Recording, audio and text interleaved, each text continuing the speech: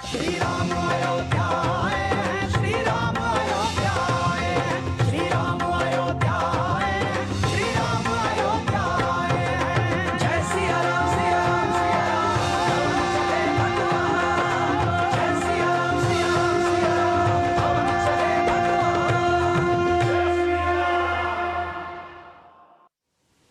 श्री अयोध्या धाम में इस खास प्रस्तुति में आप सभी का स्वागत है। मैं हूं अजय मिश्र। इस वक्त हमारे साथ बहुत ही खास मेहमान इस प्रोग्राम में हैं। श्री सत्येंद्र दास जी महाराज, जिन्होंने श्री राम लला विराजमान के साथ 32 वर्षों से ज़्यादा का समय बिताया। बहुत बहुत धन्यवाद महाराज जी। शुरुआत वहीं से की जाए, जब से आपका जुड़ाव भगवान श्री राम लला के साथ हुआ, कैसे ये हुआ आपके जीवन में, ये कैसे सुयोग बना? देखिए, जो कुछ भी होता है तो भगवान श्री राम लला की ही कृपा से होता है। दूर करना, सन्निकट लाना सब उन्हीं की काम है। इसीलिए हम एक छात्र के रूप में संस्कृत विद्यालय पढ़ने के लिए, संस्कृत भाषा पढ़ने के लिए हम अयोध्या आए। और अयोध्या हम 58 में आए। 58 से हमने संस्कृत पढ़ना शुरू किया और उसी बीच में हमारी शिक्षा पूरी हुई।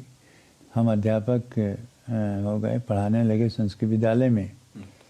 उसी बीच में ये हुआ कि भगवान राम लला के मुख्य पुजारी के रूप में किसको देखा जाए, चुना जाए। तो वो कमेटी ने, उसमें प्रशासन को अधिकार मिल गया था, क्योंकि इसका रिसीवर ही सब कुछ होता था। जेपी सिंह रिसीवर थे। उनकी मृत्यु 20 फरवरी को हो गई, 20 फरवरी 92 में। तब प्रशासन को मिला। प्रशासन ने फिर खोज किया, वो पुजारी के बदलना था, उसको हटाना था, क्योंकि उसका स्वभाव जो है वो एक राम मंदिर के अनुकूल नहीं था। तो उसको हटाने के लिए तो हमको 1 मार्च 92 को मुख्य पुजारी के रूप में नियुक्त किया गया। हम अध्यापक भी थे, पढ़ाते भी थे।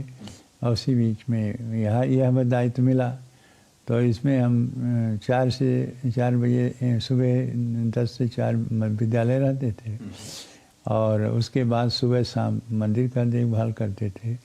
हमने 4 सहायक पुजारी नियुक्त किया। 4 सहायक पुजारी रहे, वो करते रहे। वो आज भी 4 सहायक पुजारी हमारे साथ में हैं। और मैं मुख्य पुजारी के रूप में उत्तरदायित्व निर्वाह करते था। भगवान रामानंद जी की परंपरा में ये जो पूजा अर्चना हो रही है, उसके बारे में थोड़ा सा बताइए। और कहा जा रहा है कि जब भगवान राम नए भवन में विराजमान होंगे तो उसी विधि विधान से ये जो अर्चन है वो लगातार चलता रहेगा। रामानंद स्वयं राम प्रादुर्भूतो महितले। भगवान ये आचार्य के रूप में स्वयं भगवान राम ही रामानंदाचार्य के रूप में इस पृथ्वी पर अवतरित हुए। तो उनकी एक परंपरा चली। पहले तो उनके योग्यता को देख करके, उनकी सहृदयता को देख करके 12 ऐसे शिष्य जो विविध जाति के थे, वो सब उनके शिष्य बने। और शिष्यों में बहुत प्रसिद्धि सभी शिष्य के योग रहे। और विशेषकर उसमें रविदास जी बहुत प्रसिद्ध रहे। तो इन्हीं में रविदास रहे, कबीर रहे, इसी प्रकार दादू रहे और तमाम ऐसे 12 शिष्यों में थे। तो 12 शिष्यों के अलग अलग उनके मठ बन गए। और रामानंदाचार्य जी ने की एक परंपरा, भगवान राम को अपना इष्ट देव माना। और जिसको इष्ट देव मान करके उनके पूजा अर्चना, भोग राग, रख रखाव, पहरावा और सारी बातें ये रामानंदाचार्य ने अपने 12 शिष्य को किया कि हाँ, आप लोगों ने इसी रूप से करते रहें।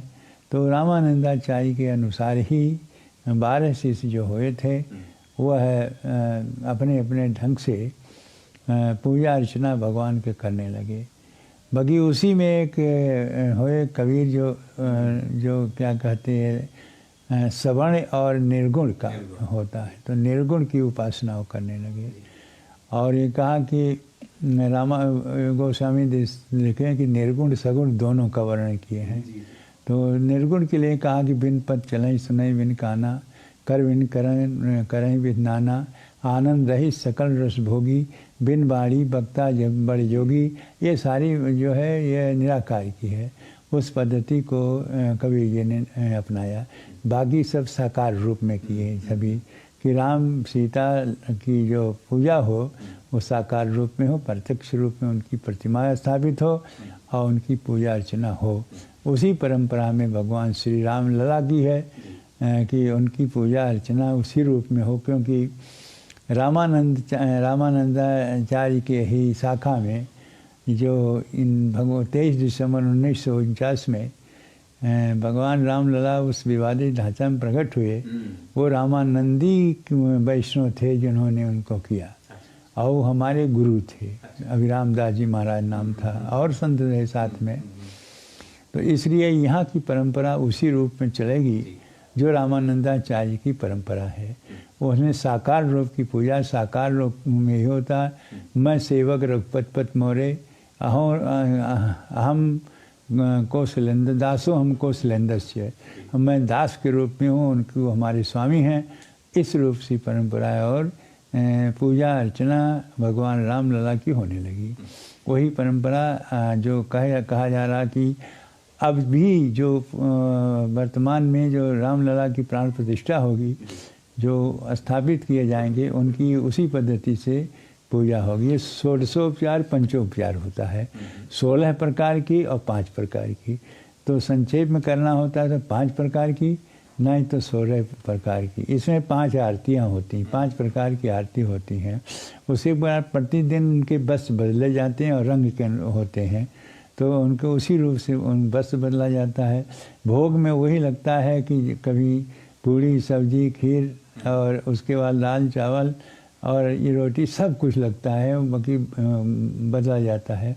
और जिस दिन व्रत रहता है एकादशी, उसमें फलाहारी बनता है, फलाहार का भोग रामलला को लगता है। तो इस तरह से उनकी जो वर्तमान समय में जो पद्धति है वो रामानंदाचार्य की है, और हम रामानंदाचार्य में के परंपरा में हैं, हमारे गुरु भी थे। तो इस तरह से रामलला की पूजा अर्चना भोग राग अब उसी परंपरा में चल रही है।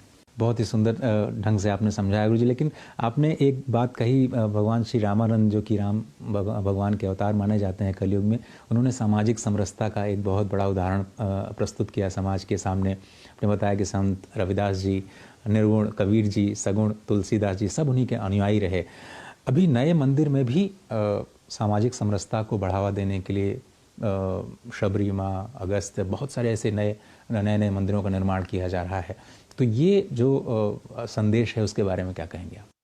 देखिए, इसमें यह है कि जो परंपरा भगवान राम की रही, और राम ने जिस रूप से समाज को एक साथ लेके चले, जब वनवास में गए तो तमाम ऋषियों के साथ रहे। उसके बाद में जब एक जगह है उनका हो गया कि नहीं 14 वर्ष तक रहना है, तो अपना एक कुटी बना लिए। जैसे बाद में चल कर के जो उसी कुटियों में जितने भी कोल भील गिरवासी और वनवासी जितने थे सब लोग उनसे मिलने लगे। उसके बाद बानर भालू मिलने लगे। जब आगे चले तो सुग्रीव से मिलने के बाद भालू और बानर उनके साथ हो गए।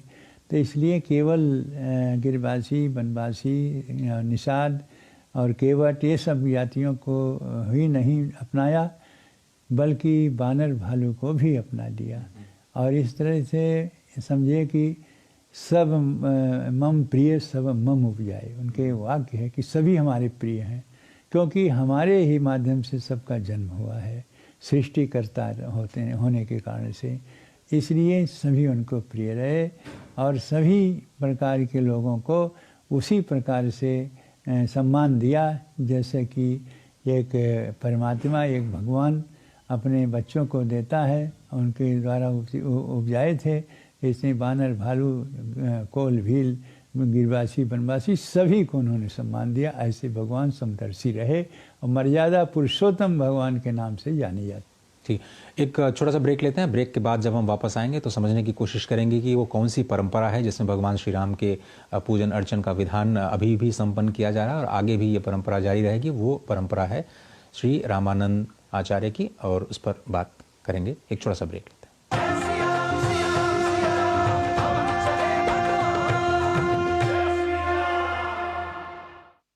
देख रहे हैं, मैं वो कोई फैक्ट चेकर चाहता है राजनीति आज सदियों सवाल है।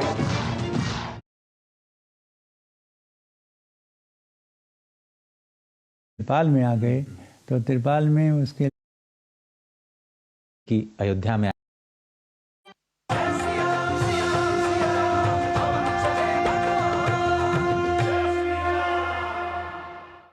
महाराज जी, चूँकि आपका इतना लंबा समय श्री राम लला के साथ गुजरा है, आपसे शायद बेहतर कोई नहीं बता सकता कि बड़ी कितनी मुश्किलों में आपने उनके साथ समय बिताया, और आज जब इस भव्यता को फिर से वो प्राण प्रतिष्ठित होने जा रहे हैं, इस यात्रा को आप कैसे याद करते हैं? 1 से 1.5 लाख लोग बताया जा रहा है कि अयोध्या में आएंगे, उनके दर्शन कर पाएंगे। आपने बहुत मुश्किल समय देखा है, कुछ ही लोग आ पा रहे होंगे। इस पूरी यात्रा को अगर आप हमारे लिए समझने की कोशिश करें। चक्रवर्ती परिवर्तनते सुखांच दुखांच, सुख और दुख जो होता है वो चक्र के समान चलता है। चक्र ऐसे आगे पीछे होता रहता है, वैसे सुख कभी आएगा कभी दुख होगा। सूर्य उदय होते हैं और अस्त भी होते हैं, दिन भी होते हैं और रात भी होती है। उसी प्रकार की मानव के जीवन में तमाम समस्याएं आती हैं और संघर्ष में जीवन होता है। और भगवान राम जब 6 दिसंबर ढांचा गिर गया और त्रिपाल में आ गए तो त्रिपाल में उसके लिए कोर्ट ने रिसीवर को नियुक्त किया और रिसीवर के माध्यम से उनकी सारी व्यवस्थाएं जो होती हैं वो होने लगी। लेकिन रिसीवर को इस रूप में जो आदेश दिया था उसका सही रूप से पालन नहीं किया, क्योंकि उन्होंने कह दिया कि किसी प्रकार की समस्या रामलला के भोग राग रख रखाव में न हो और पुजारियों को भी कोई परेशानी न हो। ऐसा आदेश कोर्ट ने दे करके रिसीवर को समर्पित किया था और रिसीवर को ऐसा नहीं कर पाए जो मैं मांग करता था कि इतना पूजा में लगेगा, इतना भोग में लगेगा, इनके कपड़े ऐसे होंगे। तो यह सब सामनाएं जो करना पड़ा वो कठिन रहा, क्योंकि भगवान कहते हैं हम भक्त पराधीन, मैं तो भक्तों के अधीन हूँ। भक्त मुझको जैसे रखे, जैसे बैठावे, जैसे उठावे, जैसे खिलावे, उसी में रहेंगे।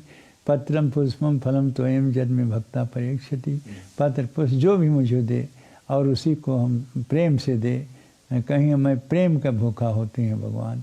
तो अनुभव गम में भजन यही संता, अनुभव से संत लोग उनका करते थे। और परमात्मा ये सामान नहीं थे। रमनते जोगिनो जिसमें नित्यानंदे चिरात्मनि इत राम पदे नासु पर ब्रह्मा विधीयते। पर ब्रह्म परमात्मा जो कहे जाते हैं वही साक्षात भगवान राम के रूप में अयोध्या में अवतरित हुए थे। और अवतार लेने के बाद आज भी उनकी जो प्रतिष्ठा है, सम्मान है, उनका जो प्रभाव है और उनके जो राज रहा वो अपने आप में विलक्षण राज था। आज भी लोग कहते हैं कि राम राज आएंगे, राम राज को कल्पना करते हैं। अयोध्या नाम नगरी तथा असी लोग विश्वता। अयोध्या इतनी प्रसिद्ध नगरी थी कि पहले राजाओं की नगरी थी। यहाँ बड़े बड़े प्रतापी राजा हुए, मनु हुए, इक्ष्वाकु हुए, अरण्य हुए, अज हुए, रघु हुए और इसी प्रकार से महाराज दशरथ हुए। दशरथ के बाद महाराज भगवान श्री राम हुए। तो पहले तो राजा थे, राजाओं के नाम से प्रसिद्ध ही नगरी। बाद में चल कर के राम आए तो अवतारिक पुरुष हो गए। तब ये नगरी जो राजनगरी थी वो धर्म नगरी के रूप में हो गई, अयोध्या हो गई। इसलिए गोस्वामी तुलसीदास जी ने लिखा है कि अयोध्या नाम नगरी तथा श्री लोग विश्राम नामान में जो पूरी, ये वाल्मीकि ने लिखा है। देखत पूरी अखिल भागा। भगवान स्वयं कहते हैं जन्मभूमि मम पुरी सुहावन, उत्तर दिश सरयू वह पावन। ये सारी बातें कहें। यहाँ तो कहे कि अति प्रिय मोह यहाँ के वासी, जो अयोध्या के वासी अत्यंत प्रिय हैं। तो हम लोग तो रामलला के अत्यंत प्रिय हैं, जो लोग भी हैं सब अत्यंत प्रिय हैं। तो इसी तरह से उनके पूजा अर्चना होती हुई रामानंदा संप्रदाय के। अब नई मूर्ति के स्थापना होगी। ये छोटी छोटी मूर्तियाँ हैं, लोगों को दर्शन पूर्णतया से नहीं हो पाता। सुरक्षा की दृष्टि से कम 20 मीटर के दूरी से उसको कराया जाता है। तब बड़ी मूर्ति लगभग 5 वर्ष के बालक की रोह, क्योंकि जन्मभूमि है। इसे यहाँ माता सीता का तो प्रवेश नहीं हो सकता, लक्ष्मण जी का नहीं हो सकता, केवल राम का होता था। लेकिन राम लक्ष्मण भरत शत्रुघ्न ये चारों भाई की पूजा भी हो रही है।